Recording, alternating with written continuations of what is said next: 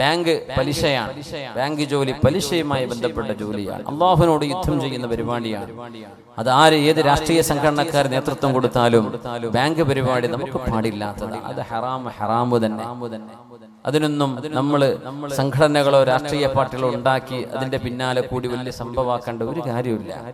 അത് ഹലാലും ഹറാമും ആഖിറവും പരലോകവും ഇല്ലാത്ത ഒരു വിഭാഗം ആളുകൾ ലോകത്ത് എന്നുണ്ടാവും. അവര് നടത്തിക്കോട്ടെ. നമ്മൾ പറഞ്ഞു ഒരു ജോലിയും കിട്ടിയില്ല, ബാങ്ക് ജോലി കിട്ടിയ നാട്ടില് ബാങ്ക് മാനേജറായി ജോലി കിട്ടിയ ഞാൻ കയറുമായിരുന്നു. റെക്കമെൻഡേഷൻ നടക്കുക. നമ്മുടെ പാർട്ടി നേതാവ് ഉണ്ടല്ലോ, ജില്ലാ നേതാവിന്റെ കാല് പിടിച്ചേക്കാം. എന്തിന് നമ്മൾ നടക്കുന്നു? ഒരു ഹറാമ് നമ്മൾ ചോദിച്ചു വാങ്ങാനോ വെറുതെ കിട്ടിയെടുക്കാൻ പാടില്ലാത്ത സംഗതിയാണ്. നമ്മളെന്താ പറയാ, എന്താ ശമ്പളം 70,000, 80,000, 1 ലക്ഷം, 1.5 ലക്ഷം, പിന്നെ എടുത്തൂടെ? നമുക്കൊക്കെ എന്ത് ഈമാൻ. അള്ളാഹു യുദ്ധം പ്രഖ്യാപിച്ച വിഷയമാണ് പലിശയുടേത്.